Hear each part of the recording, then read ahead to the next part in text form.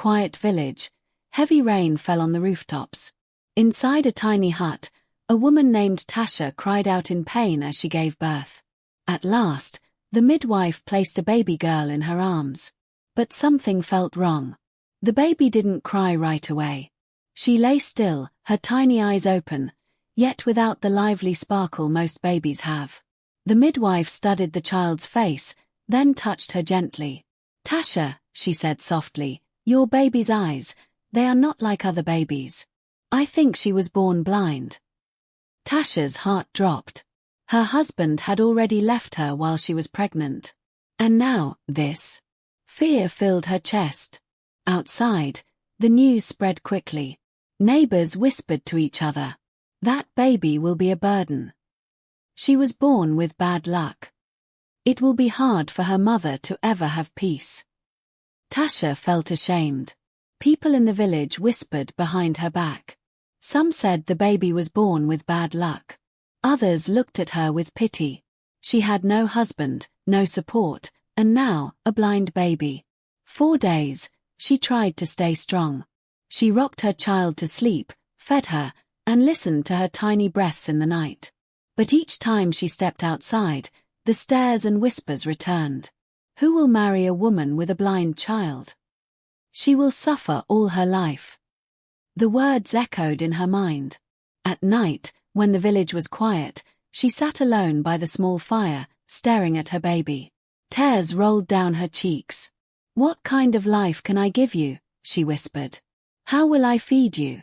How will I protect you?" For many nights, she fought with herself, part of her wanting to keep the child, part of her believing the child would be better off without her. Finally, on one dark night, she made her choice. With tears in her eyes, she wrapped her baby in a thin cloth and walked quietly toward the edge of the forest. The baby whimpered softly in her arms. Under an old tree by the roadside, Tasha knelt down and laid the baby gently on the cold ground. "I'm sorry," she whispered, choking on her own voice. "I can't do this." She stepped back, her hands trembling. Instead of running immediately, she hid a short distance away, crouching behind a thick bush. The baby's soft cries echoed into the night. Tasha's heart pounded with every sound. She kept telling herself, someone will hear her, someone will stop and take her. Minutes passed. The road stayed empty. No one came. Her tears fell faster. "Please, somebody, help her," she whispered under her breath.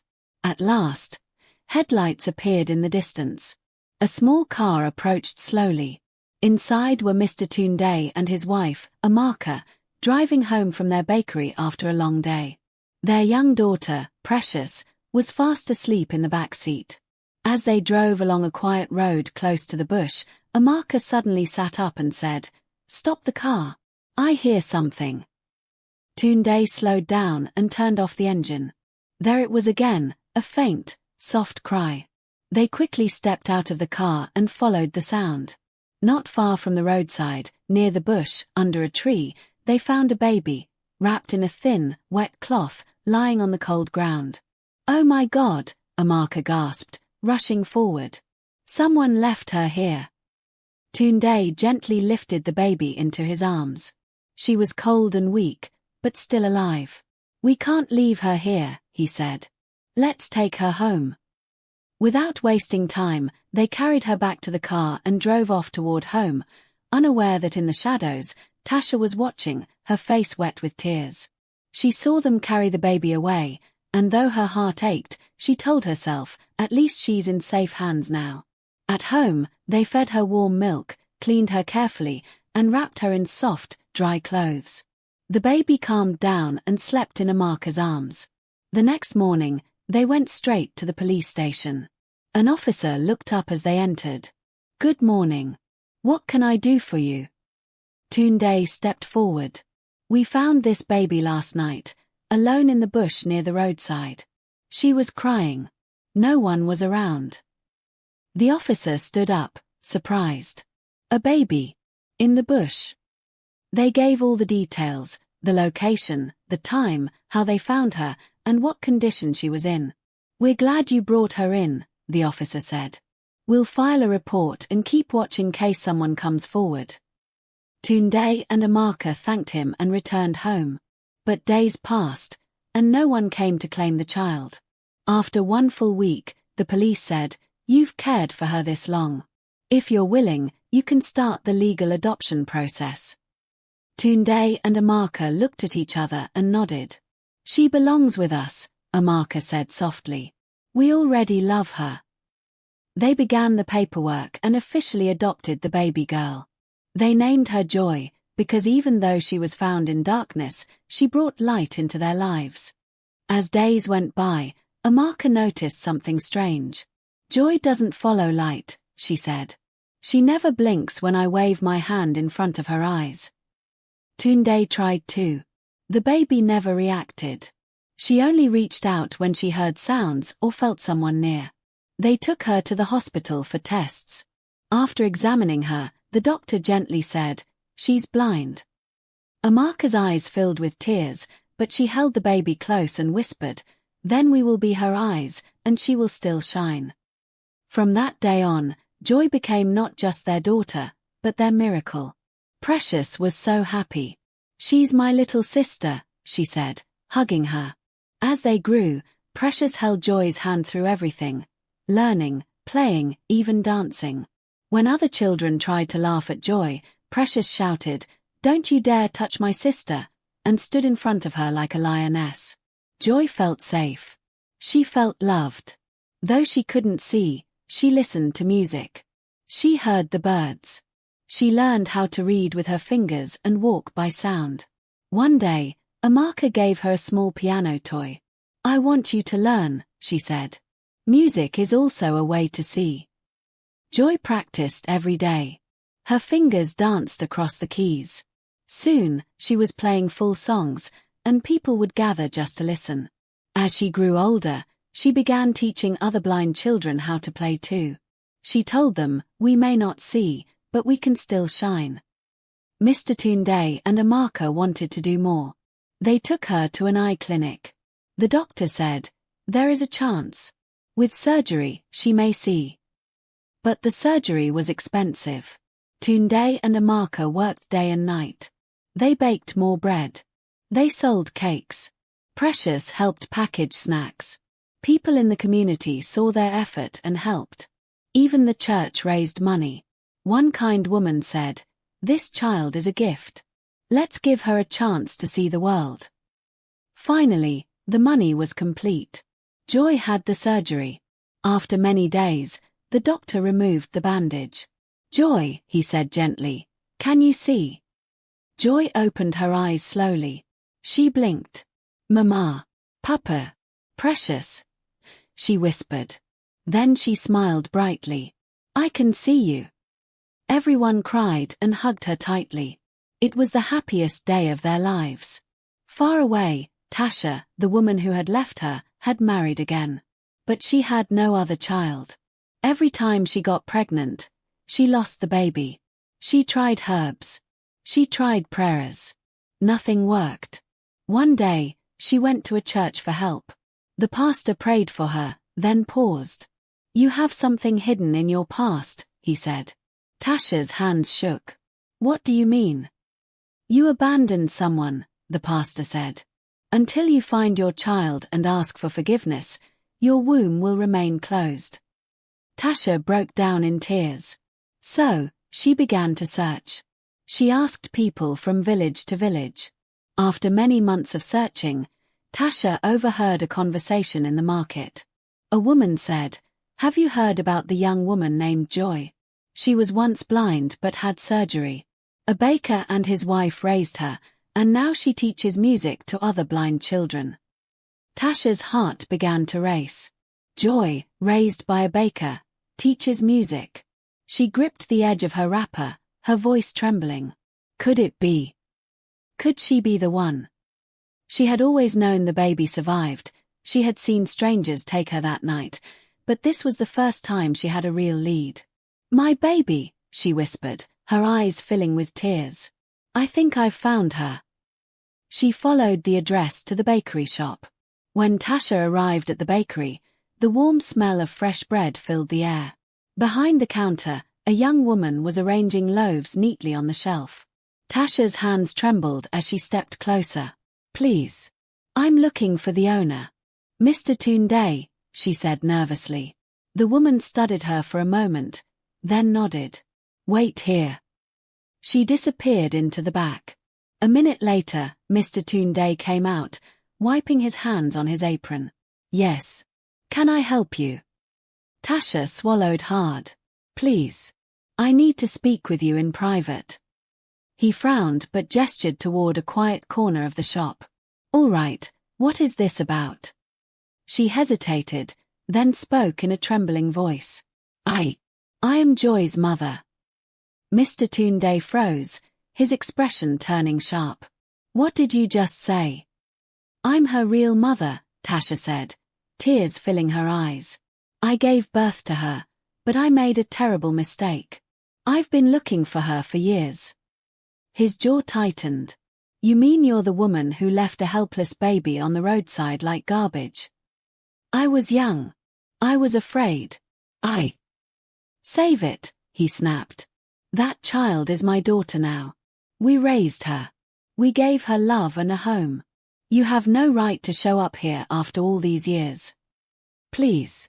I just want to see her, to say I'm sorry." "You will do no such thing," he said coldly. "If I ever see you near me or Joy again, I'll report you to the police for child abandonment. Do you understand?" Tasha's lips trembled. She nodded weakly, her heart breaking. Without another word, Mr. Tunde turned and walked away, leaving her standing in the corner of the shop, her eyes burning with tears. That evening, Mr. Tunde returned home looking tense. He placed his bag down and sank into the chair with a heavy sigh. Amaka, who was in the kitchen arranging dinner, noticed his expression. "What's wrong? You look troubled." He rubbed his forehead. "You won't believe who came to the shop today." Amaka walked closer. "Who?" He looked up at her. "Joy's biological mother." Amaka's eyes widened. "What?" "Yes," Tunde said firmly. "She stood there in front of me and said she was Joy's mother. I didn't even let her finish before I told her to stay away. I warned her that if she comes near Joy again, I'll go to the police." Amaka folded her arms, anger flashing in her eyes. The nerve. After abandoning a blind baby on the roadside, she thinks she can just walk back into her life. "That's exactly what I told her," Tunde replied. "She said she wants to see Joy and apologize, but I don't trust her. I'm not letting her anywhere near our daughter." Amaka sat down slowly, still shaken. "I can't believe she had the courage to face you. But something tells me she's not going to give up easily." Tunde nodded. "If she tries again, I'll make sure the law handles her."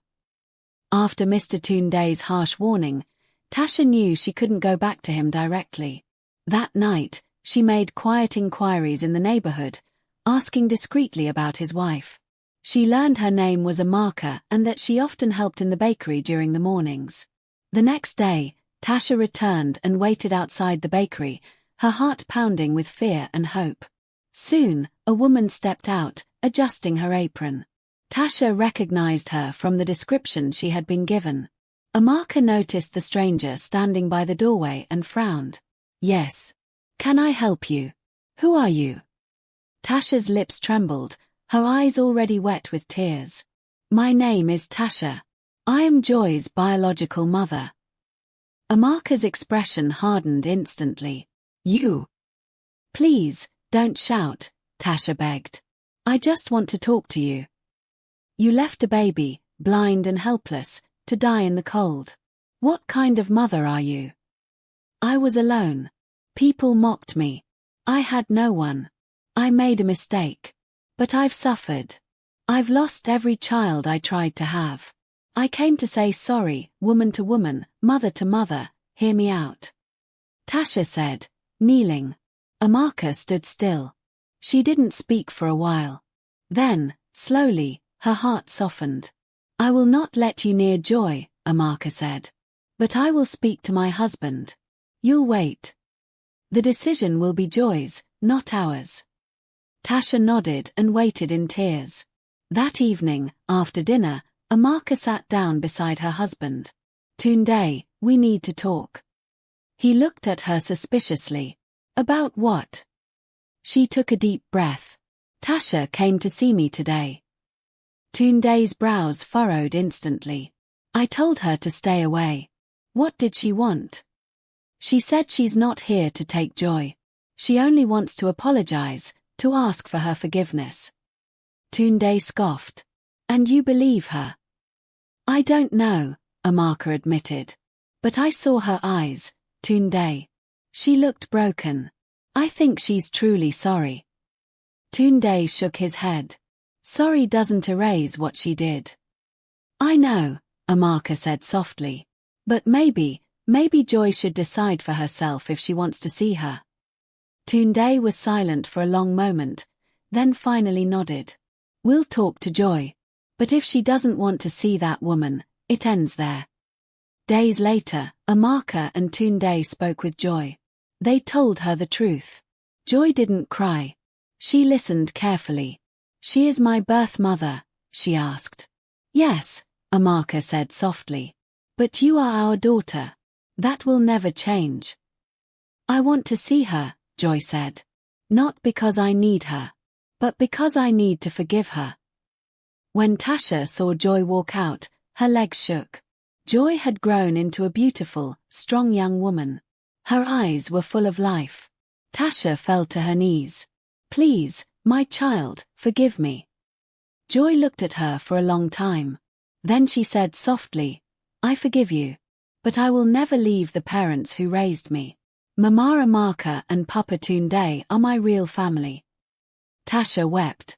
That's all I wanted, thank you. A few months later, something happened. Tasha got pregnant again. But this time, the pregnancy was different. She didn't fall sick like before. She didn't lose the baby like in the past.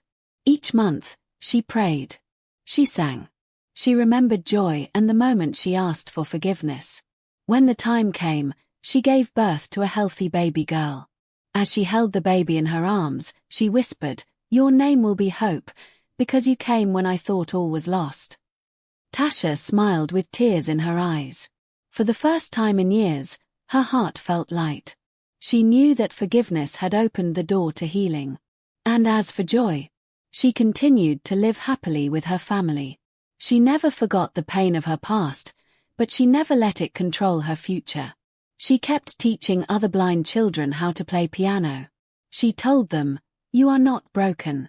You are not a mistake. You are light.